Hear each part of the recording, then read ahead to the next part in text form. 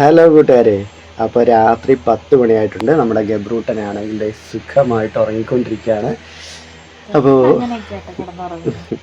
അപ്പോൾ പ്രഗ്നൻ്റ് ആയിരുന്ന സമയത്തും കുറച്ച് വരെയും ഇതുപോലെയൊക്കെ ചെയ്തു തരായിരുന്നു. പ്രഗ്നൻ്റ് ആവുന്നതിന് മുമ്പേ ദിവസവും രാത്രി എനിക്ക് തലയിൽ എണ്ണയിട്ട് തരായിരുന്നു, കാലയിലും എണ്ണയിട്ട് തരുന്നു. പാദത്തിന്റെ അടിയിലേ എണ്ണ ഇട്ട് തിരുമുന്ന ആളെ ഞാൻ ആദ്യമായിട്ട് കാണുക. സാധാരണ നമ്മൾ മറ്റെന്താ ഓയിൽ മസാജൊക്കെ ചെയ്ത് ആയുർവേദ ആശുപത്രിയിലൊക്കെ ചെയ്യത്തില്ലേ, എന്നതിന് പറയുന്നേ ഫുഡ് മസാജ് അല്ലെന്നേ, പിന്നെ എന്തോ ഒരു ചികിത്സ ഉണ്ടല്ലോ, അക്യുപഞ്ചർ. എന്തുകൊണ്ടാ ഞാൻ മറന്നുപോയി, എനിക്കറിയില്ല. അങ്ങനെയൊക്കെ ചെയ്യുന്നവരാണ് ഈ തല മുതൽ കാൽപാദം വരെ. തല മുതൽ മൊത്തത്തിലല്ല കേട്ടോ എണ്ണ ഇടുന്നത്, തലയിലും കാലിന്റെ പാദത്തിലും മാത്രമേ ഉള്ളൂ. പറഞ്ഞങ്ങനല്ല അങ്ങനെ ഇടുന്നത്. പക്ഷെ ഇച്ചാന് ഞാൻ ഇവിടെ വന്നപ്പോൾ ആദ്യമായിട്ട് ഒരാളെ കാണുന്നത് കാൽപാദത്തിൻ്റെ അടി, വെറുതെ ഒരാവശ്യമില്ല, വേദനയോ നീരൊന്നുമില്ല, വെറുതെ കാൽപാദത്തിൻ്റെ അടിയിൽ എണ്ണയിട്ട് തരും. ഞാൻ പറഞ്ഞ ചെരുപ്പിൽ തെന്നൽത്തില്ലേ ഇച്ച, അത് എനിക്ക് ഇഷ്ടമാണ്, ഭയങ്കര ഇഷ്ടമാണ്. ഞാൻ അങ്ങനെ കുറേ എന്നും എണ്ണയിട്ട്. അത് എനിക്ക് തലയിൽ എണ്ണയിട്ട് തരുന്നതും കാൽപാദത്തിൽ എണ്ണയിട്ട് തരുന്നത് നല്ല, കാരണം വെച്ചാൽ രാത്രി നല്ലോണം ഉറങ്ങും. അങ്ങനെ ചെയ്തിട്ട് കിടക്കുന്നതിൻ്റെ അന്ന് രാത്രി നല്ല ഉറക്കമായിരിക്കും. ആന കുത്തിയാൽ പോലും ഞാൻ എഴുന്നേൽക്കില്ല. തലയിലൊക്കെ നമ്മൾ മസാജ് ഒക്കെ ചെയ്യണം, പക്ഷെ കാൽപാദത്തിൻ്റെ അടിയിൽ നിങ്ങൾക്ക് ആരെങ്കിലും അങ്ങനെ അറിയാവുന്നവരോ ഉണ്ടെങ്കിൽ നിങ്ങളുണ്ടെങ്കിൽ ഒന്ന് കമൻറ്റ് ചെയ്യണേ. ഞാൻ ആദ്യമായിട്ട് കാണാം കാൽപാദത്തിൻ്റെ അടിയിൽ എണ്ണയിട്ട്. പക്ഷെ നല്ല കേട്ടോ, അങ്ങനെ ട്രൈ ചെയ്ത് നോക്കണം. കാൽപാദത്തിൻ്റെ അടിയിൽ ചുമ്മാ കാൽപാദത്തിൻ്റെ അടിയിൽ നിങ്ങൾ നിങ്ങളുടെ ഭാര്യമാരെ കൊണ്ട് നിങ്ങളുടെ കാൽപാദത്തിൻ്റെ അടിയിൽ നല്ല എണ്ണ ഇത്തിരി, അതായത് ഇളം ചൂടാക്കിയതിന് ശേഷം നല്ലോണം എണ്ണയിട്ട് നമ്മുടെ വിരലുകൊണ്ട് ഇങ്ങനെ അങ്ങോട്ട് ഉടച്ചുടച്ച് മസാജ് ചെയ്തിട്ട് രാത്രി ഒന്ന് കിടന്നുറങ്ങി നോക്കിയേ, എന്നാ സുഖമായിരിക്കും എന്നറിയോ.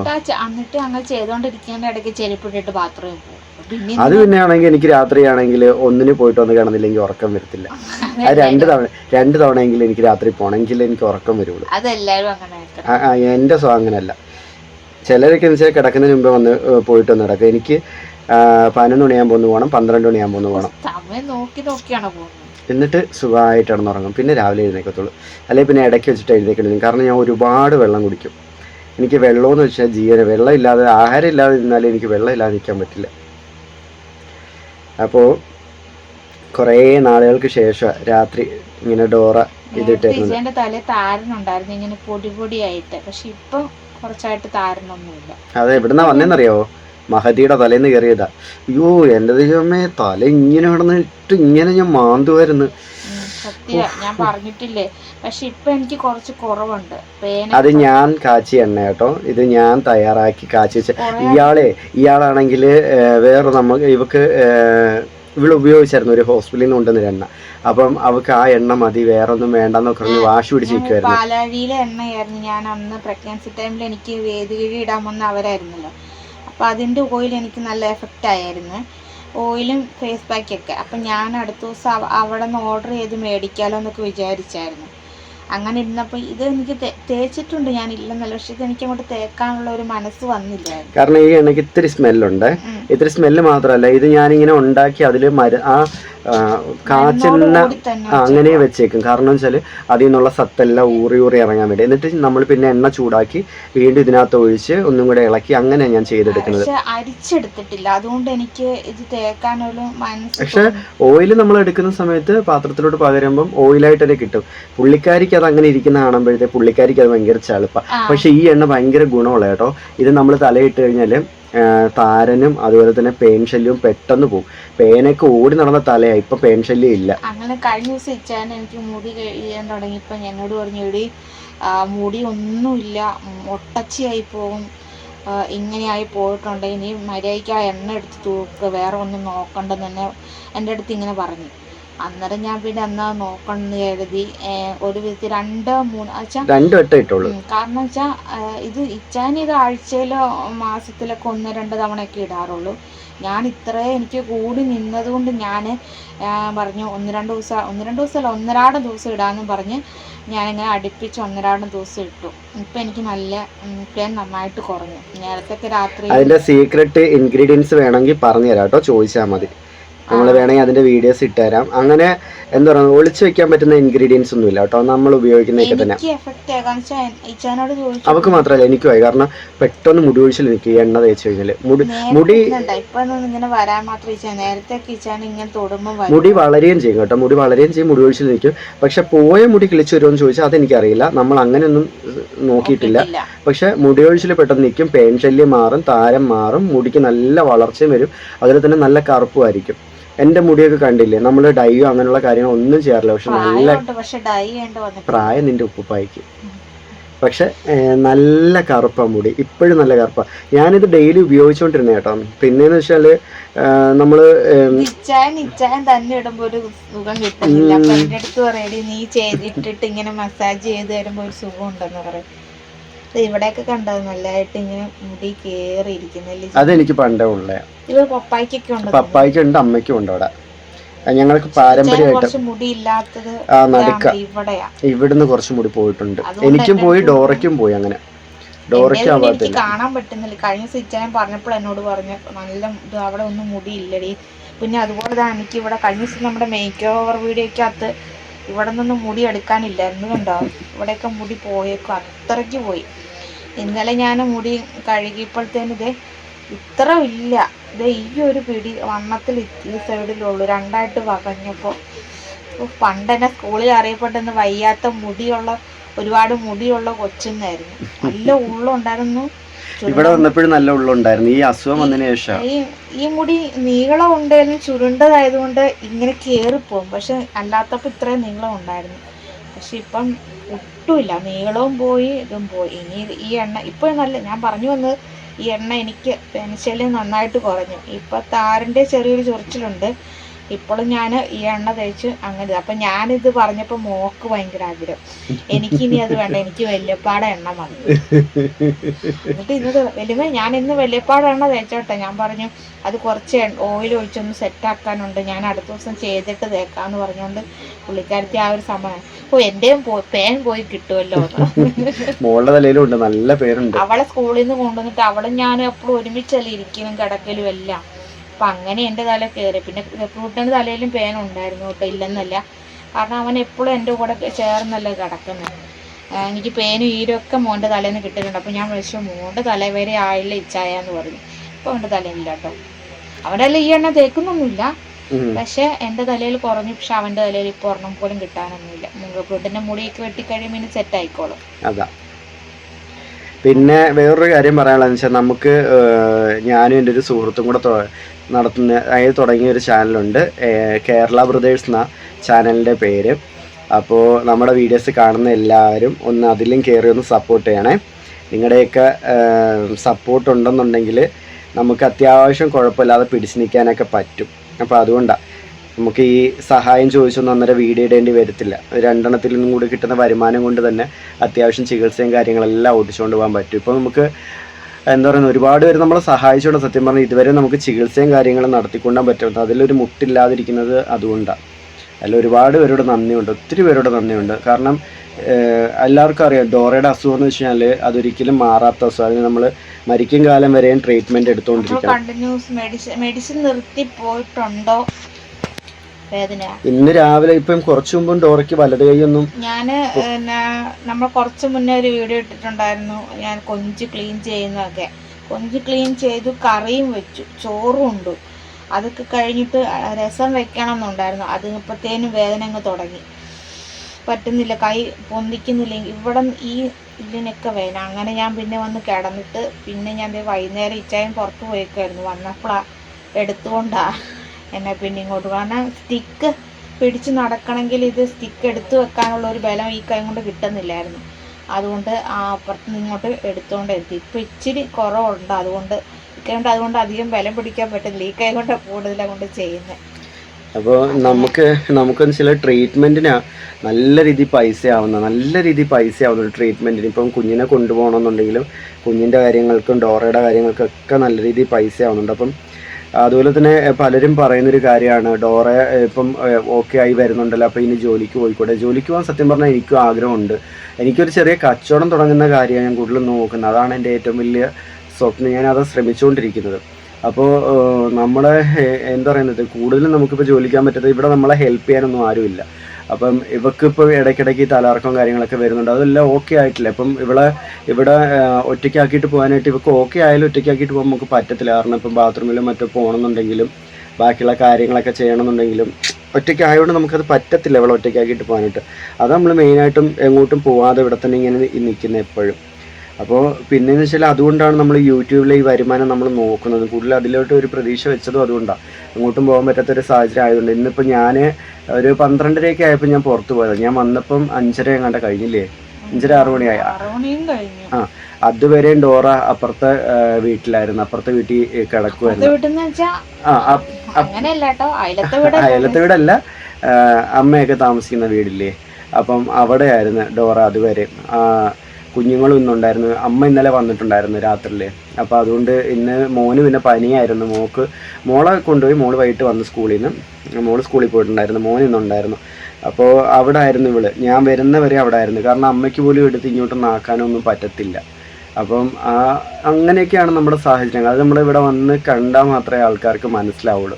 ഇങ്ങനെ നമ്മളെ കുറ്റം പറയുന്നവർക്ക് എവിടെ നിന്ന് വേണമെങ്കിലും എന്ത് വേണമെങ്കിലും പറയാമല്ലോ. പക്ഷെ അതുപോലല്ലല്ലോ ഒരാളുടെ ജീവിതം എന്ന് പറയുന്നത്. അത് അവരുമായിട്ട് നിന്ന് അവരുടെ കൂടെ നിന്ന് കണ്ടാൽ മാത്രമേ അവരുടെ ജീവിത രീതിയും അവരുടെ കഷ്ടപ്പാടും ബുദ്ധിമുട്ടൊക്കെ മനസ്സിലാക്കാൻ പറ്റുള്ളൂ. ഒരുപാട് പേര് അങ്ങനെ മനസ്സിലാക്കിയവർ നമ്മളെപ്പോഴും ഹെൽപ്പ് ചെയ്യുന്നുണ്ട്. അതുകൊണ്ട് സത്യം പറഞ്ഞാൽ മെഡിസിനും കാര്യങ്ങളൊക്കെ മേടിക്കാൻ പറ്റുന്നത്. ഞാൻ ഒരു വട്ടം നിങ്ങളടുത്ത് പറഞ്ഞാൽ, നമ്മൾ ഒരാഴ്ചത്തേക്കുള്ള മെഡിസിൻ എടുക്കുമ്പോൾ തന്നെ 700-800 ആ റേറ്റൊക്കെ വരുന്നുണ്ട്. അതായത് ചില സമയത്ത് ഡോക്ടർ ഇങ്ങനെ ഗുളിക മാറ്റിയും തരും. അപ്പം ചിലപ്പോൾ റേറ്റ് കുറയും, ചിലപ്പോൾ റേറ്റ് കൂടും. ഒരു വട്ടമാണെങ്കിൽ നമ്മൾ 10 ദിവസത്തേക്കുള്ള ഗുളിക എങ്ങാണ്ട് എടുത്തപ്പം 1300 എങ്ങാണ്ടായില്ല അന്ന്, 10 ദിവസത്തേക്കുള്ള ഗുളിക എടുത്തപ്പോൾ തന്നെ.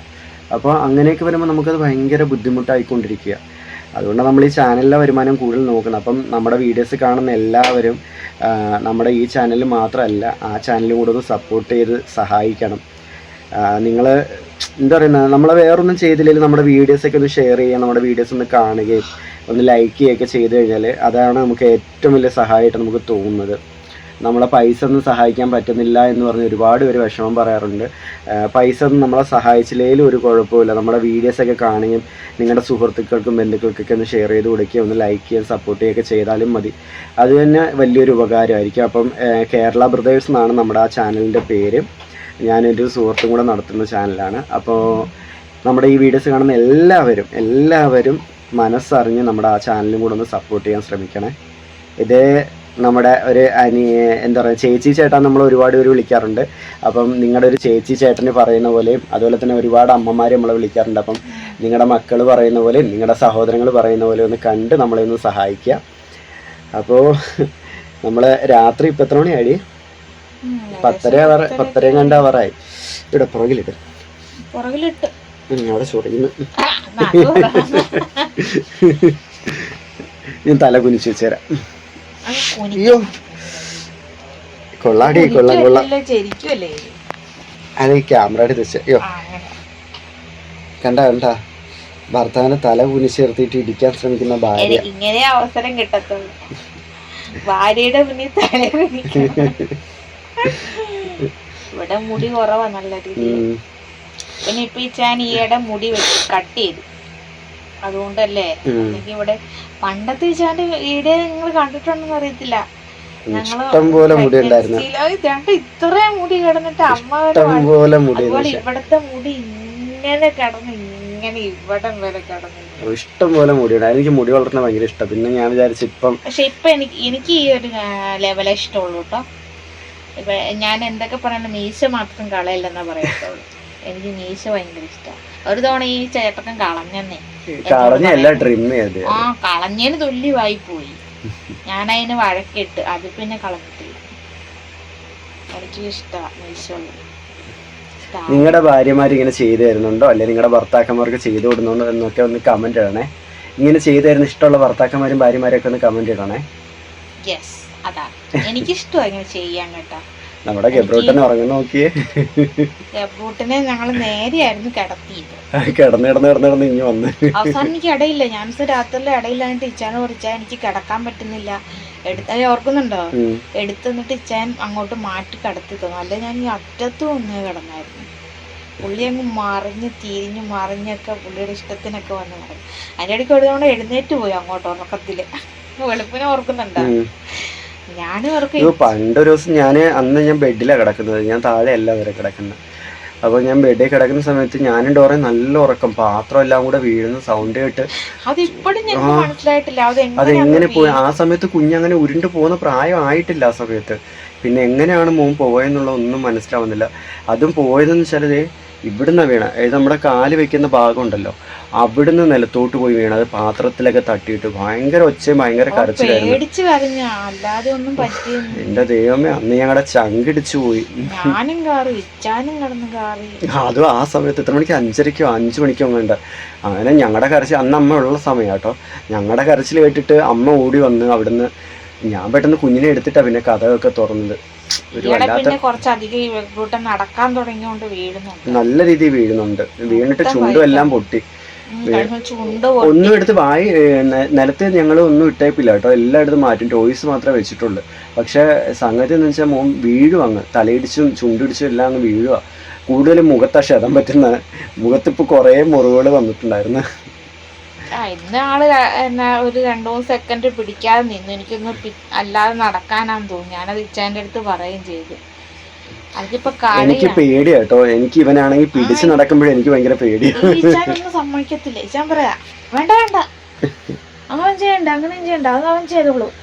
ഞാൻ പറയാ കുഞ്ഞിന് അവന്റെ കൈ കൊടുത്ത് അവന് നടക്കുന്ന ഭയങ്കര ഇഷ്ടമാണ്. അപ്പത്തേന് ഞാൻ പറയാ ഇച്ച വന്ന് പിടിച്ച്, എനിക്കങ്ങനെ പിടിച്ച് നടത്തിക്കുമ്പോൾ ഒരു ദിവസം ഞാൻ അവിടെ നിന്ന് ഇവിടം വരെ നടക്കും. കാരണം ഞാനും അവനും കൂടെ വീഴും. അവനെ വീണാലും എഴുന്നേറ്റിരിക്കാൻ പറ്റും, ഞാൻ വീണിട്ടോണ്ട് എഴുന്നേക്കാൻ പോലും പറ്റത്തില്ല. അതുകൊണ്ട് പിന്നെ ഞാൻ അവനെ അങ്ങനെ നടത്തിക്കത്തില്ല. പക്ഷെ മോള് പിടിച്ച് നടത്തി. പ്രിൻസ് എന്ന് വെച്ചാല് പ്രിൻസിന്റെ കാലിന്റെ മേളില് മോന്റെ കാലെടുത്ത് വെച്ചിട്ട് അങ്ങനെ നടത്തിക്കും പ്രിൻസ്. മോളല്ലാതെ നടത്തിക്കും. അവന് ഭയങ്കര ഇഷ്ടം. അവനങ്ങ് ചാടുവാണ് അങ്ങനെ നടത്തിക്കുമ്പോ. ഭയങ്കര സ്പീഡ് പോലെ, ഭയങ്കര അകത്ത് കാലെടുത്ത് വെച്ച് ഭയങ്കര സന്തോഷമാണ് പുള്ളിക്ക് അന്നേരം. എന്നെ പെട്ടെന്നല്ലേ ഓരോന്നും കടന്നു പോകുന്നതല്ലേ. സത്യം. അതായത് ഈ റൂമിൽ തന്നെ ഇവളെ ഞങ്ങള് കല്യാണം കഴിച്ച് കൊണ്ടുവന്നത് ഈ റൂമിൽ തന്നെ. അന്ന് ഇതിനകത്ത് നമ്മൾ അന്ന് 2 ദിവസം നിന്നോളില്ലേ. 2 ദിവസം നിന്നിട്ട് നാസിയുടെ വാപ്പയ്ക്ക് സീരിയസ് ആയിട്ട് മെഡിക്കൽ കോളേജിൽ കിടക്കുന്ന സമയം. അപ്പോൾ ഞാൻ ഇവിടുന്ന് എന്താണെന്ന് വെച്ചാൽ ഇവളും ഞാനും കൂടെ നാസിയുടെ വീട്ടിൽ പോയിട്ട് ഇവളെ നാസിയുടെ വീട്ടിൽ നിർത്തിയിട്ട് ഞാൻ മെഡിക്കൽ കോളേജിൽ പോയി. അതായത് ഡിസംബർ 7-ാം തീയതി, ഡിസംബർ 9-ാം തീയതി അവിടെ നാസിയുടെ വീട്ടിൽ കൊണ്ടാക്കി. പിന്നെ 14-ാം തീയതി നമ്മൾ ഇവിടെ ഒരുമിച്ച് വരുന്നു. 14-ാം തീയതി ആണോ വന്നത്? അത് ഞാൻ പറഞ്ഞില്ല. അല്ല, 7-ാം തീയതി പോയിട്ട് 14-ാം ഞാൻ കരഞ്ഞപ്പോ നാസി പറഞ്ഞിട്ട് ഓർക്കുന്നുണ്ട്. എന്നിട്ട് 14-ാം തീയതി വന്നിട്ട് ഇങ്ങോട്ട് വന്നിട്ട് കുറച്ച് ദിവസം നിന്നിട്ട് പിന്നെ പോയത്. അങ്ങനെ ക്രിസ്മസിന്റെ തലേന്ന് കണ്ട വീണ്ടും വന്നതില്ലേ. പിന്നെ വന്നിട്ട് 9-ാം തീയതി ജനുവരി 9-ാം തീയതി ഞങ്ങൾ വാടക വീട്ടിലേക്ക് താമസം മാറി വിടുന്നത്. ഇപ്പൊ എല്ലാം ഇന്നലെ കഴിഞ്ഞ പോലെ എനിക്ക് തോന്നി. എടി അതെ, എന്റെ നഖത്തിന്റെ ഇങ്ങനെ പൊങ്ങിച്ച് നിൽപ്പുണ്ട്. സോറി, അറിയാം. വൈരാഗ്യം കൊണ്ട് പറഞ്ഞു തീർക്കടി. പിന്നെ എന്തിന്റെ കേടായിരുന്നു. സ്നേഹം കൊണ്ട് ഒരു ഉപ്പ് കൊടുക്കാൻ പോയതാ. അയ്യോ, കുഴപ്പമില്ല. ഡെർമാ റോളർ ഉപയോഗിക്കുന്ന നല്ല കേട്ടോ. എൻ്റെ ഒരു ഫ്രണ്ട് ഗൾഫിൽ നിന്ന് നമുക്ക് കൊണ്ടു തന്നായിരുന്നു. പിന്നെ നമ്മള് കുറേ നാൾ മുമ്പ് അതിരിപ്പുണ്ട്, അതൊക്കെ ഇനി എടുത്ത് വൃത്തിയാക്കണം. കുറേ നാൾ മുമ്പ് പിന്നെ ഒരു 2 കൊല്ലത്തിന് മുമ്പ് ഞാനല്ലാതെ ഓൺലൈനിൽ നിന്ന് ഡെർമാ റോളർ എണ്ണം മേടിച്ചിട്ടുണ്ടായിരുന്നു. അത് ഉപയോഗിക്കുന്നത് നല്ല കേട്ടോ. മുടി ഒഴിച്ചിൽ നിൽക്കാൻ നല്ലതാണ് ഡെർമാ റോളർ ഉപയോഗിക്കുന്നത്. അത് ഞാൻ ഇച്ചായനും ഏറ്റവും അനിയനും. പിന്നെ കമന്റ് ഉണ്ട്, ജിജോ ഏറ്റവും അനിയൻ എന്താ വീഡിയോയിൽ വരാത്ത? ഏറ്റവും അനിയൻ പക്ഷെ നമ്മുടെ വീഡിയോയിൽ ഉണ്ട് കേട്ടോ. മീൻകറി വെക്കുന്ന ഒരു വീഡിയോക്കകത്തുണ്ട്. പിന്നെ പലഹാരം ഷോർട്സിലൊക്കെ ഉണ്ട്. പലഹാരം തിന്നുന്ന ഒരു വീഡിയോ. ആളിവിടെ ഇല്ല കേട്ടോ. വീഡിയോക്ക് വരാത്തെന്നു വെച്ചാൽ ആള് വരും. വീഡിയോക്ക് നിൽക്കാൻ മടിയൊന്നും ഇല്ലാത്ത ആളാ. നമ്മുടെ കേരള ബ്രദേഴ്സിനകത്തൊക്കെ കിടപ്പുണ്ട്. ഞാനും അവന് നാസിയൊക്കെ ചെയ്തിട്ട് ചലഞ്ചിങ് വീഡിയോ കിടപ്പുണ്ട്. ആളിവിടെ ഇല്ല. ആള് ജോലി സ്ഥലത്താ, ചെറുതോണിയിലാട്ടോ. എന്റെ നാട്ടിലാ, അവിടെയാ. അപ്പം ഇപ്പൊ ഇന്നലെ മിനിഞ്ഞാന്നൊക്കെ വിളിച്ചപ്പം വിളിക്കും, വീഡിയോ കോളൊക്കെ വിളിക്കും, ഗബ്രൂട്ടനെ കാണുകയൊക്കെ ചെയ്യും. അപ്പം എപ്പോഴോ വരുമെന്ന് പറഞ്ഞല്ലേ. ഉടനെ വരുമെന്ന് പറഞ്ഞു. പറഞ്ഞു. ക്രിസ്മസിന് പോലും വരാൻ പറ്റിയില്ലായിരുന്നു. അപ്പൊ വരുവാണെങ്കിൽ ഞങ്ങളുടെ ചാനലില് പുതിയ ആൾക്കാർക്കൊക്കെ വേണ്ടി ഒന്നുകൂടെ കാണിക്കുന്നതായിരിക്കും കേട്ടാ. അങ്ങനെ മടിയൊന്നുമില്ല വീടേക്ക്. എന്റെ 7ാം മാസ ചടങ്ങിന് എനിക്ക് മൈലാഞ്ചി ഇട്ട് തന്നതൊക്കെ അവനായിരുന്നു. പിന്നെ ഞാൻ ഇട്ടത് അവന്റെ ഓർണമെന്റ്സ് ഒക്കെ ആയിരുന്നു. അവന് മറ്റേ വിളക്കെടുപ്പിന്റെ ഓർണമെന്റ്സും പിന്നെ സാരിയൊക്കെ ഒരുപാടുണ്ട്. അപ്പൊ അങ്ങനെ ഇങ്ങോട്ട് കേറുവാ, അകത്തോട്ട് കയറ്, ഒരു വാ വീഡിയോ എടുക്കുക. അകത്തോട്ട് കയറ്. ചെറുത് മതി, ചെറിയ അധികം പൊളിക്കാൻ പറ്റത്തില്ലാത്തോണ്ട് കുഞ്ഞൊരു അമ്മ ചോറ് ഉണ്ണുന്ന പാത്രമാ. ഞാൻ ഒറ്റയ്ക്ക് കൊഞ്ചുകറി വെച്ച പാത്രമാ. അത് ഈ സമയത്ത് അമ്മ ചോറ് വേണ്ടെന്ന് പറഞ്ഞ് കിടന്നാണല്ലോ. ഞാൻ കിടന്നില്ലല്ലോ, ഞാൻ തുണിയെല്ലാം നാളെ എനിക്ക് പോണ്ടേ രാവിലെ. പയ്യെ കൊച്ച്, എനിക്ക് പയ്യെ പറയാൻ അറിയില്ലെന്ന് അറിഞ്ഞൂടെ. അമ്മക്ക് മഴയിലുണ്ട്, മഴ സൗണ്ടിൽ പറയാം.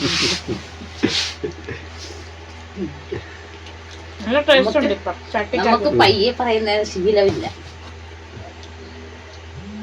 ഇതേ ചട്ടിയില് ഞാൻ ചോറുന്നതേ എന്റെ അമ്മ മുളക് കറി വെച്ച് വെക്കുന്ന ചട്ടി നല്ലപോലെ പറ്റിച്ച് വെക്കും. അപ്പൊ ആ ചട്ടിയില് ചോറുന്ന നല്ല ടേസ്റ്റാ. പണ്ടത്തെ വല്യമ്മമാരുടെ കറിവെപ്പല്ലേ, ഒരാഴ്ച ഇരുന്നാലും ആ കറി ചീത്തയാവത്തില്ല. അങ്ങനെ ആ ചട്ടിയിലെ ചോറുണ്ട്, അതൊരു ശീലം. ആ ഒരു രുചി ഇപ്പോഴും എനിക്കും ഭയങ്കര ഇഷ്ടമാണ്. വറുത്തരച്ച ചട്ടി മൺചട്ടിക്കകത്ത് ആണെങ്കിൽ എനിക്ക് ഭയങ്കര ഇഷ്ടമാണ്. ഇത് പറ്റിച്ചെടുക്കുന്ന വേണ്ട, ഞാൻ പല്ല് വെച്ചു. ചിലപ്പോ ഞാൻ ഇനി പോകുന്ന വഴിക്ക് തിരിച്ചു വന്നില്ലെങ്കിലോ ആ വഴിക്ക് ദുബായി പോകും. ചിലപ്പം ദുബായില് പോകും. ഒരിക്കലും തിരിച്ചു വരാത്ത ദുബായിലേക്ക്. ഓരോ ഡയലോഗ് അടിക്കട്ടെ, ആരും ഒന്നും വിചാരിക്കരുത്.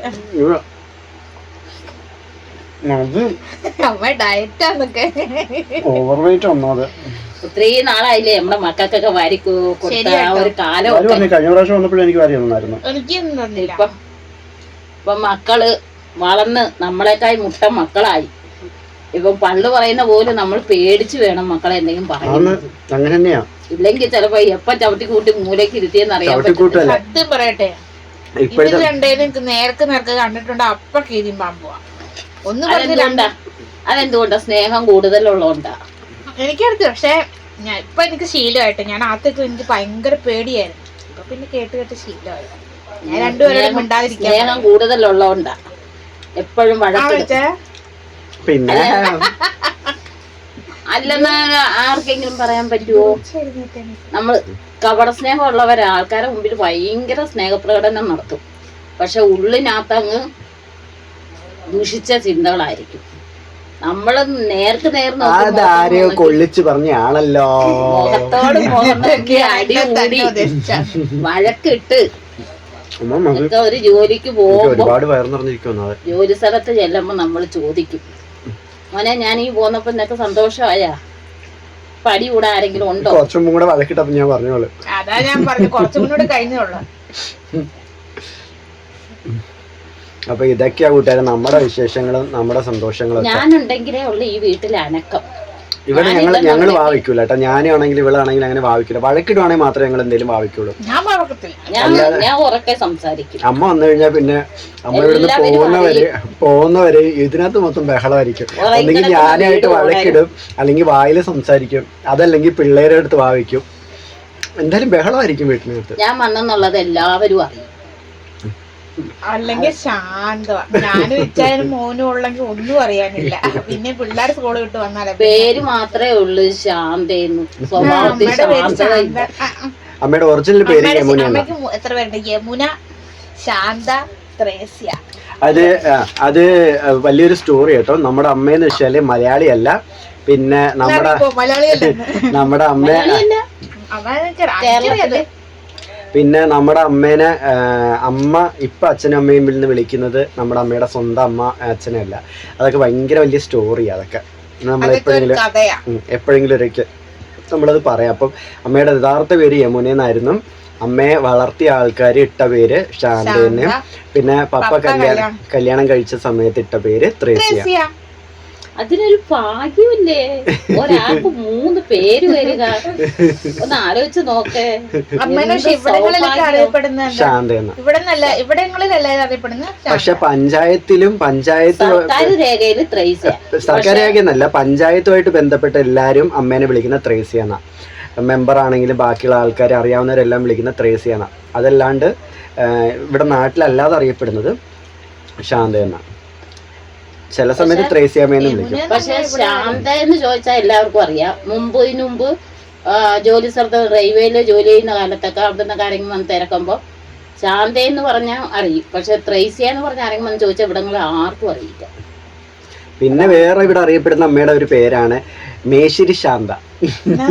മേശ്ശേരി ശാന്ത, അതായത് പപ്പ മേശ്ശേരി അല്ലേ? അതെന്റെ ഹസ്ബൻഡ് ഫർണിച്ചർ. പപ്പ കോഴി ശാന്താന്ന് ഇട്ടേക്കുന്നു പൈസ അടിക്കാൻ വന്നു. നേരത്തെ അമ്മയ്ക്ക് ഞങ്ങൾക്കിവിടെ കോഴി ഫാം എനിക്ക് കോഴി ബിസിനസ് ഉണ്ടായിരുന്നു, എനിക്ക് ഫാം ഉണ്ടായിരുന്നു. ഞാനിവിടെ ഫാം നടത്തിക്കൊണ്ടിരുന്നതാ. അപ്പോഴാണ് എനിക്ക് ഗൾഫിൽ പോകാനൊരു വേക്കൻസി വന്നപ്പോ ആ ഫാം ഞാൻ നിർത്തി. ഏറ്റെടുത്ത് നടത്താൻ ആരും ഇല്ലാതായിപ്പോയി. അപ്പൊ ഞാനന്ന് ഇവിടെ ആയിരുന്നു, ആ ഫാം നിർത്തിയപ്പോ പക്ഷെ അറിയുന്നവരെല്ലാം കോഴി ശാന്ത എന്ന് പറഞ്ഞ് വേറെ തെറ്റിദ്ധരിക്കല്ലേ.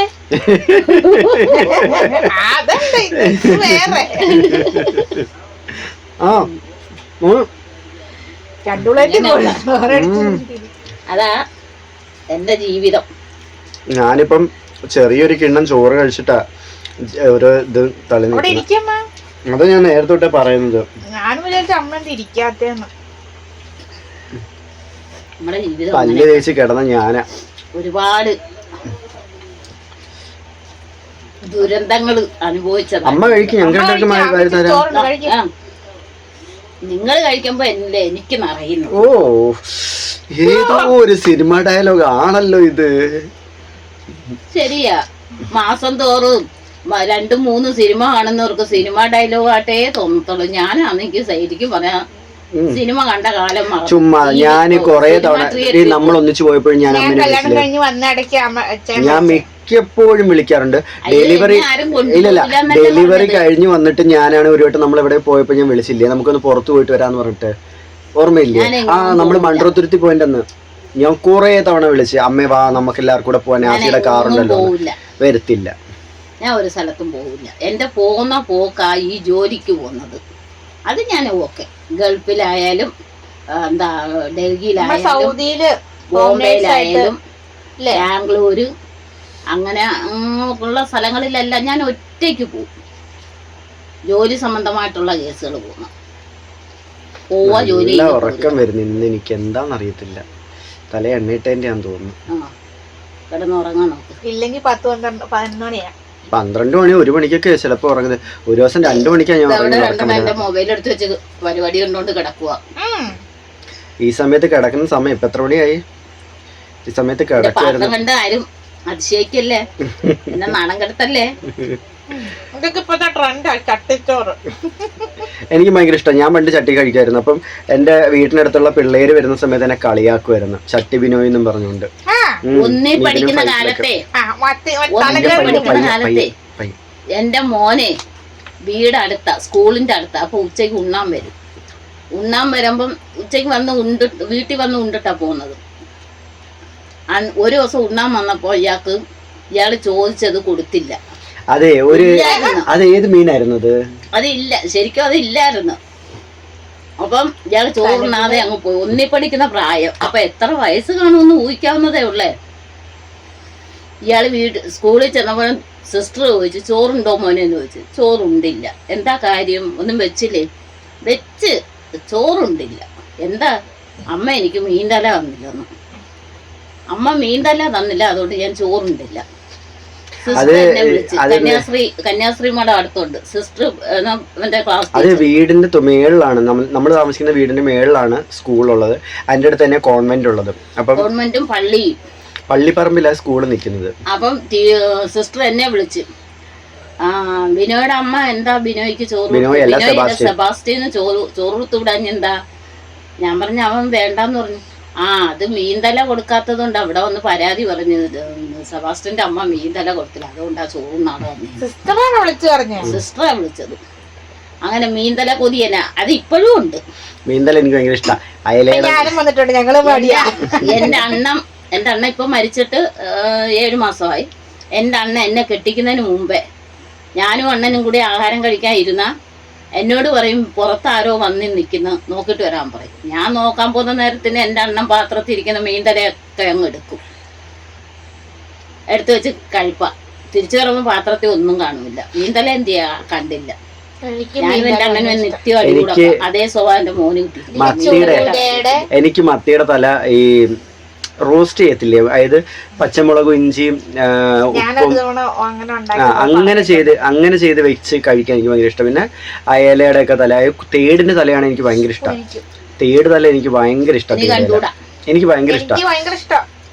എനിക്ക് ഭയങ്കര ഇഷ്ടം തേടിന്റെ തലയൊന്നും വേണ്ട. പിന്നെ അന്ന് ഞാൻ ആ മീൻതല ഏതായിരുന്നു അത് മീന്, കായൽ മീനായിരുന്നു തോന്നില്ലേ അത് ഏതായിരുന്നു, ചെറിയ മീൻ. അതിന്റെ തല പക്ഷെ ഭയങ്കര ടേസ്റ്റ് ആയിരുന്നു. ഏത് മീനെന്ന് എനിക്കറിയില്ല, ഒരു വെള്ള കളറില്ല. അത് വീട്ടിൽ സ്ഥിരം മേടിക്കുമായിരുന്നു ആ സമയത്ത്. അമ്മാമ്മ ഉണ്ടായിരുന്ന സമയത്തായിരുന്നു കൂടുതൽ അത് മേടിക്കുന്നത്. എന്നിട്ട് അതിന്റെ തല മാത്രം തനിയെ കറി വെക്കുമായിരുന്നു. പക്ഷെ ഏത് മീനാന്ന് എനിക്ക് ഓർമ്മയില്ല. അത്രയും കൊച്ചിലെ അല്ലേ, തള്ളയ്ക്കൊന്നും ഇപ്പോഴും ഓർമ്മയില്ല. എനിക്ക് അത് ഇപ്പോഴും ഓർമ്മയുണ്ട്. ആ മീനൊക്കെ അത്രയും കൊച്ചിലത്തെ കാര്യം വരെ എനിക്ക് ഓർമ്മയുണ്ട്. പക്ഷെ അത് നല്ല ടേസ്റ്റാ. കടലിൽ ഇട്ട് വലിയ അങ്ങനെ തെരണ്ടി ഒക്കെ പിടിച്ചിട്ടുണ്ട്. തെരണ്ടി, പിന്നെ ഒരു മീനിന്റെ തൊലി ഉണ്ടല്ലോ പാറ പോലെ, അത് വെട്ടിക്കീറാൻ ഭയങ്കര പാടാണ്. അഞ്ചാളെ പിടിച്ചിട്ടുണ്ട്. അഞ്ചാളെന്ന് പറഞ്ഞാല് വാള ഇല്ലേ, വാളെ പോലെ ഇരിക്കുന്ന ഒരു മീനാത്. അത് 2 എണ്ണം ഉണ്ട്. തൊലി ഉരിക്കുന്നതും ഉണ്ട്, തൊലി ഉരിക്കാത്തതും ഉണ്ട്. പക്ഷെ അത് കടിക്കും. കടിക്കുന്നതോളം കൊണ്ടേ പോവും. അങ്ങനെയുള്ള ഒരു മീനാത്. അത് അഞ്ചാളെ എന്ന് പറയുന്നത്. അത് പപ്പ ഇപ്പഴാ കടലിലില്ലാത്ത ഒന്നും ഇല്ലല്ലോ. അത് പിടിച്ചു കൊണ്ടുവന്ന് ഞാൻ ഉദ്ദേശിച്ചത് വാങ്ങിക്കാൻ കിട്ടൂല. അത് കൊണ്ടുവന്ന് കെട്ടി തൂക്കി ഇട്ടിട്ട് തൊലി ഉരിക്കും. തൊലി ഉരിച്ച് നല്ല പീസാക്കി വറുക്കും. നല്ല ടേസ്റ്റാ അത്. വാള എങ്ങനെ ഇരിക്കുന്നോ അതുപോലെ. പക്ഷെ ഇഷ്ടം പോലെ കഴിച്ചാൽ മറന്നുപോയി, അതെനിക്ക് ഓർമ്മയില്ല. പക്ഷെ അപ്പായും അന്ന് ബിജു അച്ചാച്ചനൊക്കെ കൂടുള്ള സമയത്ത്, ഞാൻ അന്ന് എനിക്ക് 5 വയസ്സോ 4 വയസ്സോ കണ്ടുള്ളൂ. ആ സമയത്ത് നമ്മള് അവിടെ തങ്കശ്ശേരി താമസിക്കുന്ന സമയം, കൊല്ലം തങ്കശ്ശേരിയിൽ. അപ്പം അപ്പായും ബിജു അച്ചാച്ചനൊക്കെ പോയിട്ട് ചൂണ്ട എറിയും കടലില്. ചൂണ്ടയിട്ട് പിടിക്കുക. അങ്ങനെ കുറെ മീനെ പിടിച്ചോണ്ടിട്ട് അത് ജീവനോടെ പിടിച്ചോണ്ടെന്ന് ബക്കറ്റ് ഇടുക. അപ്പൊ ബക്കറ്റിൽ കിടന്ന് ഇങ്ങനെ ഓടുന്നൊക്കെ നമുക്ക് കാണാം. കണ്ണാടി മീനെന്ന് പറഞ്ഞ മീനുണ്ട്. നമ്മുടെ മുഖം കാണാം. കണ്ണാടിയിൽ നമ്മൾ നോക്കിയാൽ എങ്ങനെ മുഖം കാണുമോ അതുപോലെ ചെതമ്പല്, അത്രയും വലിപ്പത്തിലുള്ള ചെതമ്പല. ആ ചെതമ്പലില് നമ്മുടെ മുഖം കാണാം. അതിനാ കണ്ണാടി മീനെന്ന് പറയുന്നു. നല്ല മുട്ട മീനാ അത്. ഓരോ കഷ്ണം മതി, എടുത്ത് എറിയുന്നിടം കൊള്ളും. പിന്നെ എറിഞ്ഞ കൊള്ളാതെ എവിടെ പോകുന്നത്? അങ്ങനെല്ലാം പറഞ്ഞ ഒരഞ്ഞു പോവില്ല എന്നാ പറഞ്ഞത്.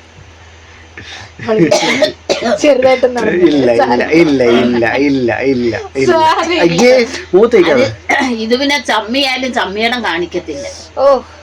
ഞാൻ വീണിടം വിഷ്ണു ലോകമാക്കുന്നവനാ. പിന്നെ വീണടുത്ത് കിടന്ന് 2 ഉരുള് നമ്മളെ കൊണ്ട് കഴിയാത്ത എന്താ ഭൂമിയിലുള്ളത്? അത് ശരിയാ. പണ്ട് 6 വയസ്സുള്ള പ്രായത്തിൽ ചിന്നക്കടയിൽ കിടന്ന് സൈക്കിളിന് വേണ്ടി ജംഗ്ഷനിൽ കിടന്ന് കരഞ്ഞ്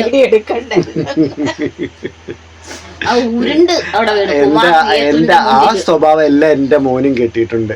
എന്തെങ്കിലും ഒരു സാധനം കൈയിരിക്കുക, നമ്മളത് മേടിച്ചെന്ന് വെച്ചോ, തുടങ്ങും കടയിൽ പണ്ടത്തെ കുമാർ തിയേറ്ററിന്റെ മുന്നില് അവിടെ കിടന്നു. ഉണ്ടല്ലോ കുമാർ തിയേറ്റർ.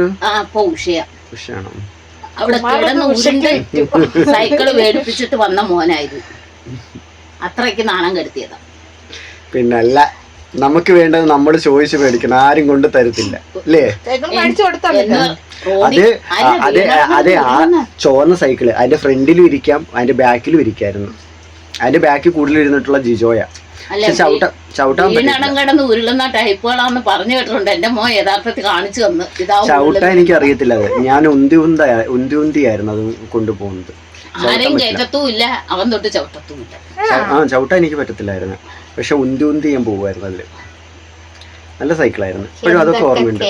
ഇനി ഇരുന്നിട്ടുണ്ടെങ്കിൽ ഇനി നീളും കഥകൾ. ആദ്യത്തെ മോനായതുകൊണ്ട് കുറെ ഓർമ്മകൾ കാണും അല്ലേ അമ്മ? രണ്ടാമത്തെയും മൂന്നാമത്തെയും അത്ര ഇതില്ലേലും മൂത്ത ആളുടെ കാര്യങ്ങളൊക്കെ കുറച്ചുകൂടി നമ്മൾ ഓർത്തിരിക്കും എന്ന് പറയുന്നത്. അപ്പോൾ കൂട്ടുകാരെ ഇതൊക്കെയാണ് നമ്മുടെ ചെറിയ ചെറിയ വിശേഷങ്ങൾ. അപ്പോൾ കൂട്ടുകാരെ നമ്മുടെ വീഡിയോ ഇഷ്ടപ്പെട്ടു കഴിഞ്ഞാൽ എല്ലാവരും ലൈക്ക് ചെയ്ത് ഷെയർ ചെയ്ത് സപ്പോർട്ട് ചെയ്യുക. മറക്കരുത്, സപ്പോർട്ട് ചെയ്യണം. നമ്മുടെ വീഡിയോസിനെല്ലാം ലൈക്ക് ചെയ്യണം. പിന്നെ നമ്മുടെ കേരള ബ്രദേഴ്സ് ചാനലിനെയും നിങ്ങൾ എല്ലാവരും സപ്പോർട്ട് ചെയ്യണം. Okay, bye. Good night. Good night.